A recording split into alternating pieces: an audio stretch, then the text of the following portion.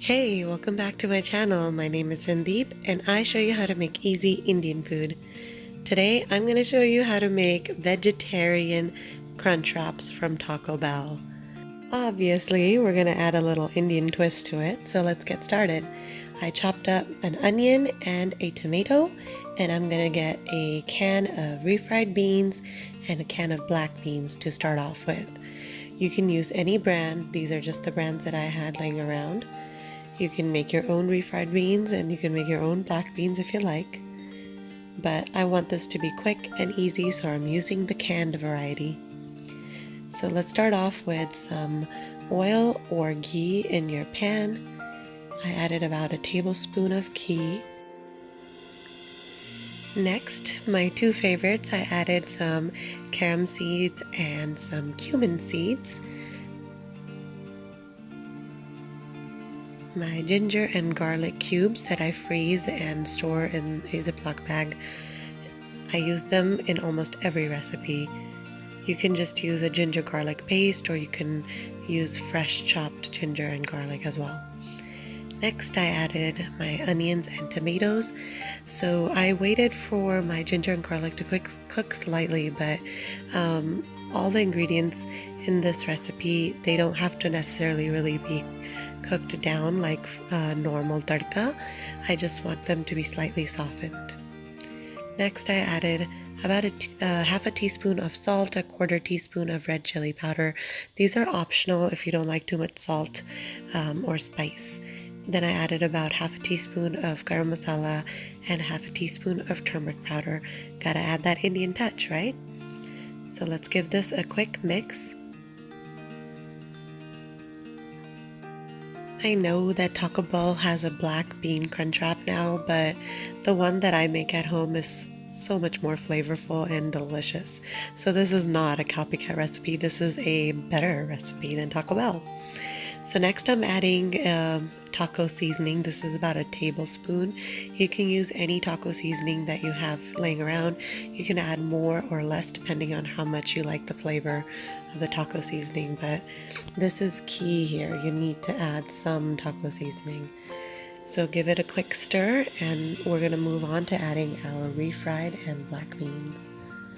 There is no graceful way to take out refried beans from the can, so get them out as best as you can, add a little bit of water and give it a good stir.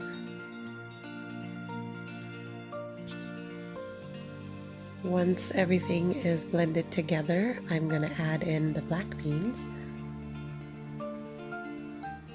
The black beans just give it so much more body and texture than just the refried beans, but you can totally do it with just black beans or just refried beans. You don't have to do both.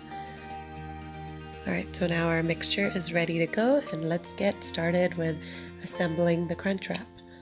So first I'm going to put a dollop of the bean mixture there. So this is probably half a cup of the bean mixture, but I just kind of estimate it. You don't have to do exact measurements. Next I add a TOSTADA because that's what gives it that crunch. You can also add tortilla chips if you have them. If you don't have tostadas, we just want that crunch in there, right? Alright, so next I just spread on some nacho cheese sauce. Just use any brand that you have. I added some chopped up jalapenos and some tomatoes and onions. I reserved about a quarter of the onion and a quarter of the tomato to use as my as part of the filling afterward. I added some cilantro there for flavor, but this is not required. You can leave this out. I know some people don't like cilantro. And then finally, my secret sauce, secret weapon. This is a guacamole salsa that I found at Costco one day. This is very, very tangy. It's really spicy, and it just gives it such a great flavor. And it kind of cuts into the sort of creaminess of the refried beans. So definitely, if you can find this salsa, go ahead and buy it. This is delicious, but don't use too much because, like I said, it is very tangy and spicy. The very last thing I added was some shredded cheese, and then I fold this up into that classic Crunchwrap shape. If you get the Taco Bell Crunchwrap, you'll notice that I haven't added any sour cream or the lettuce. That's because I usually don't buy lettuce because nobody eats it at home and it just goes to waste. And I'm not really a big fan of sour cream, but those are things you can definitely add on your own if you like. I sprayed my pan with a little bit of cooking spray, but actually ghee here tastes so much better. But it's easier to just spray the pan with cooking spray.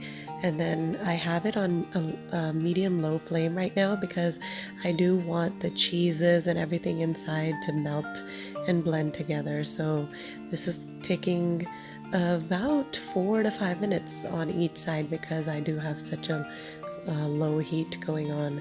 And then at the end, just turn up the heat a little bit so that you can get that nice crunchy texture that we all love from the regular Crunchwraps. Even though my heat was low, I did keep flipping it over fairly quickly because you never know, sometimes it burns.